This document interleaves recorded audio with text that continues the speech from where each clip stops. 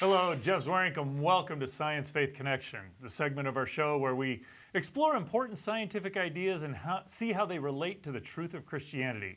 Today I'm joined by Dr. Tim Boyle, and we're going to talk about evangelism in shame and guilt-based cultures. Tim, it's good to have you here.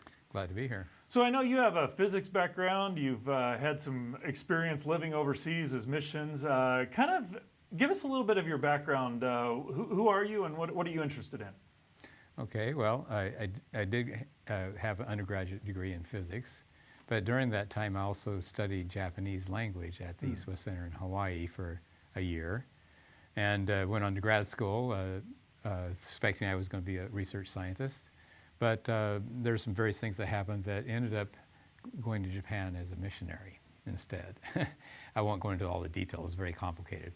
But I spent the rest of my career there in Japan, working mostly in the Scuba Science City, which was where the center of all their research and stuff is. You were even there one time. I have been there, yes. Yes, right.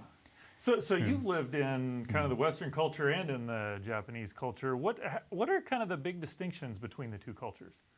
Well, Japan is traditionally considered a shame culture, so it's group-oriented shame culture, whereas Western culture typically is individualistic and guilt-based.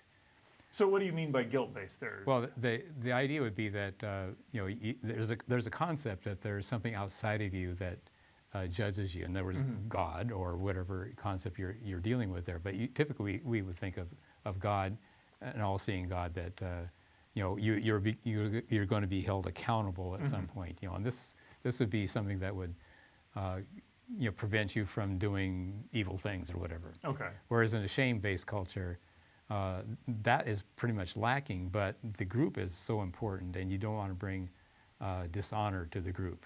And so you have this idea of doing things with that in mind all the time, so you don't bring shame or dishonor to your group. So that seems interesting because if you were to do things where you attack the belief of Judeo-Christian values in the West, that's perceived as a bad idea, or at least it has been historically. So it seems the corollary to that, attacking the group, would be a bad thing there. So the difference between the individualistic and the group culture, if I get what you're saying, correct? Yes. So does that difference between the shame and the guilt-based culture have any impact on the way science is done and how people perceive science? Well, when it comes to the actual everyday scientific enterprise, there's not much effect on that part of it. Science itself in Japan, for instance, you can consider that a foreign import. Okay.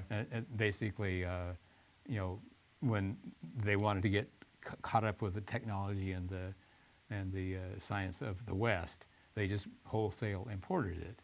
And so, but it doesn't have the philosophical underpinnings that we do that behind it. So that idea of just doing the science part is not really affected by this cultural so much. But the everyday life outside of everything that supports the scientific enterprise, that is obviously going to be impacted by the culture you're in. That's fascinating because it's interesting because it's almost like the science had developed so well that you almost don't have to understand the philosophical underpinnings. You could just kind of adopt the practices, and it works pretty effectively. Yes, yeah. But right. Now you've got this semi-disconnect, it seems, because in science there's this drive for truth, what's real, and you align yourself with that. That seems to be a little bit in conflict with the shame culture, because if you find this result that says X and it's contrary to the group you're in, that would seem to be problematic. Is that a right way to look at it, or not? Well, I'm not so sure that happens it might happen occasionally, that type of thing. And again, there's been situations where data's been fudged and that kind of stuff, but that happens in the West as well, in certain contexts. And so, I'm not really sure statistically if that, for instance, that is a bigger problem there than it would be here, or not. I don't know. Okay. But when it just comes to your everyday life and your relationships with society in general and all that kind of stuff, how it's funded, everything like that would affect the way science is how the progress it goes on and stuff like that. Yeah. Gotcha. Well, it does seem like that would impact how you go about doing evangelism in the Right. West. You know, I mean, RTB is kind of its founding is science and faith integrate. Here's the truth, present you the truth, give you the opportunity to make a decision on that. That seems like that would operate very differently in a shame-based culture. So how does evangelism using science operate in a shame-based culture?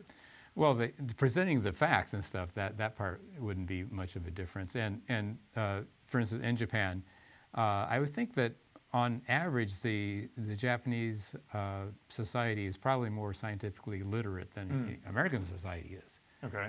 Because they do put a lot of emphasis on their education, and that includes science and math and whatever. Right. And so, in that sense, they have a lot of kind of knowledge background, and you can present it from that perspective. But when it comes to actually making a decision, for instance, the group-oriented culture, making an individualistic decision is not something that comes natural, and it's not expected that way. It doesn't mean it doesn't happen. Of course, it does, but typically, the people like that who make those kind of individualistic decisions, they're kind of the outliers of society, and they're not the typical person in society. This actually reminds me of like the Philippian jailer. Look at that kind of Western, and it's like he makes a decision to trust Christ, and then it's like his whole family does. And I'm like, my immediate thought is, well, he's the one who's thought about it. They haven't even thought about that. But in the shame-based culture, that makes, if that's what's in operation there, it seems to make a lot more sense. His decision is kind of, in some sense, a decision for the group. Is that an accurate way to look at it? Well, at least traditionally it is anyway. Okay. I would say that even in modern day Japan, for instance, that aspect is a lot weaker than it used to be. Okay. But because it is becoming more westernized in that sense. And that's both for ill and good. There's a lot of negatives to that as well. Well, thanks a lot, Tim. I really appreciate your comments. One thing that is definitely true about the gospel is that it is not just a message for Western culture. It is a message for the entire world.